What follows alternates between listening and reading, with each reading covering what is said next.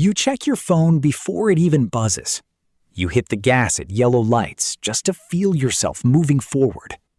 You walk faster than everyone else in the room. You tell yourself it's efficiency. You call it ambition. But deep down, you know it's something quieter. You're not chasing progress. You're running from the stillness right behind you. You already know which friend this is. Most men never notice how heavy their minds get when they finally stop. They mistake momentum for healing. They confuse motion with meaning. That's exactly why speed becomes a coping mechanism you never meant to adopt. Some men build their whole lives around constant motion. Others let the quiet slowly crush them from the inside. Which version are you actively protecting right now? And more importantly, who taught you to choose it? This isn't about adrenaline or thrill-seeking. This is fundamentally about emotional displacement. You learned early that moving fast keeps people from asking deeper questions. You learned that visible urgency makes you look completely in control. Psychologists call this kinetic avoidance. It means you deliberately substitute physical momentum for emotional processing.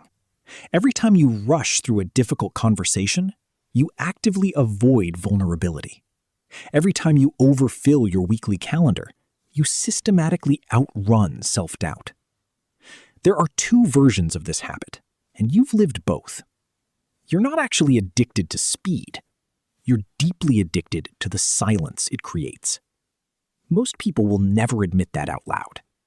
But you felt it in the passenger seat when the highway suddenly goes quiet. That's when the mask finally slips. And once you see it, you can't unsee it.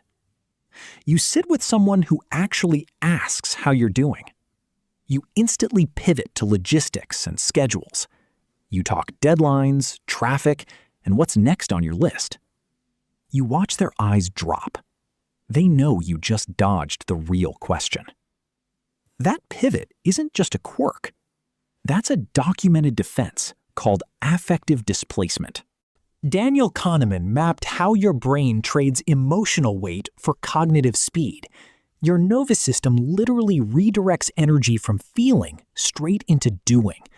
You're not consciously dodging the conversation. You're subconsciously avoiding the heavy load that comes with finally pausing. Watch what happens next. Most people miss that subtle shift entirely. They assume you're just busy. But busy is often just heavy armor wearing a smartwatch. When you keep picking external tasks over internal feelings, you train your brain to see stillness as a threat. That wiring doesn't just fix itself overnight. Here's the uncomfortable truth about how men are socialized today. Speed becomes the only socially acceptable way to show vulnerability without actually showing it. You were taught not to cry easily, so you just run faster. You were told not to sit with anxiety, so you ruthlessly optimize every hour. John Bowlby studied this exact compensation pattern in attachment dynamics decades ago. He found that people who deeply fear rejection build hyperactive coping strategies. You don't actually need more rest. You desperately need proof that you're still useful to someone. A 2019 Harvard study confirmed this exact pattern in corporate men.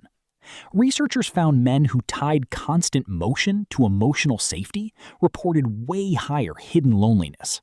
The faster your outside life gets, the quieter your inside pain becomes. That's the brutal trade. You already know which side of that bargain you're living on right now. And that quiet realization hits harder than any motivational quote ever could. Most people completely miss how your speed changes how others actually see you. Friends slowly stop inviting you to slow, unstructured hangouts. Partners learn not to interrupt your workflow after dark. You gradually become the reliable machine instead of the present human. You don't lose people because you're busy. You lose them because you're unavailable. Albert Bandura called this exact loop reciprocal determinism. Your outward behavior shapes your world, and that world quietly shapes you back. You create the emotional distance, then blame the distance for making you lonely. You build the demanding schedule, then resent it for stealing your life. And this is exactly where it gets dangerous. You start mixing up quiet isolation with healthy independence. You genuinely start believing you don't actually need people around. But the truth is, you only need them to keep up with your pace. If you've done this, you already know how it ends. It ends with you alone, wondering why the room emptied while you were still grinding. Most men never actually connect those two dots. You've spent years outrunning your own quiet thoughts. That relentless pace costs you real connections you never noticed slipping away. If you want to understand the next layer of how your brain tricks you into staying busy, subscribe now. Because the people who actually change their patterns are the ones who watch until the end. The whole cycle never breaks until you finally name it out loud. You start treating rest like a rare reward instead of a daily baseline. You finish a big project, so you finally give yourself one night off. You hit a fitness goal, so you let yourself actually sit still. You make your stillness completely dependent on your achievement. Rest isn't a luxury you earn. It's a baseline you owe yourself. Carol Dweck spent years mapping how fixed performance mindsets trap people in endless reward loops. She showed that rewarding yourself with rest actually reinforces the false belief that you aren't enough as you are. Over 5 years, this quietly rewires how your brain responds to everyday calm. You stop feeling genuinely relaxed unless you're completely drained first. You start feeling guilty the second your hands are empty. That silence says everything. That's not healthy discipline. That's deep emotional conditioning. Most people won't admit that to themselves, but you already thought it during your last quiet Sunday afternoon. You felt the guilt before you even opened your laptop. Some men use speed to build lasting empires. Other men use speed to quietly escape themselves. You've probably done both at different points in your life. The real difference isn't how fast you move. It's who's actually holding the steering wheel. Viktor Frankl saw this exact pattern in extreme stress situations. He proved that real purpose and pure panic look the same from the outside. But genuine purpose still leaves quiet room for silence. Panic demands constant noise just to keep going. You feel it before you can name it. If you're rushing toward something that truly matters, the pace feels steady. If you're rushing away from what's already broken inside, it feels frantic and heavy. You're either the person who sees themselves in this, or the one who's been hurt by it. And if you've never said this truth out loud, now's your moment. Because the truth doesn't care how fast you run. You can't actually outrun yourself. It just waits patiently for you to finally turn around. You don't actually fix this by just forcing yourself to slow down. You fix it by changing why you move in the first place. The psychological skill here is called intentional pacing.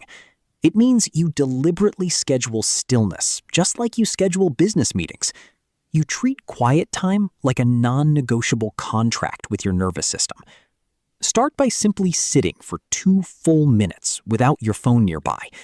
Notice the sudden urge to check it, breathe through it, and let it pass.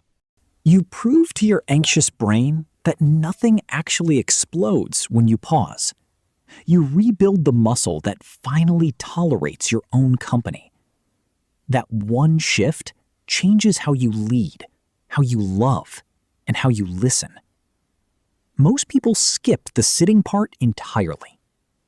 Speed was never the real enemy. It was just the loudest way you learned to protect yourself. You built a life that only rewards visible momentum. Now, You get to decide if you still actually need it to survive. The quiet moments won't break you. They'll just finally ask the hard questions you've been running from for years. Most men spend decades building faster and faster engines. Very few ever learn to sit completely still without gripping the wheel. You don't need to slam on the brakes. You just need to look up. Stillness isn't punishment. It's quiet permission to finally arrive. Which version showed up today? Tell me in the comments.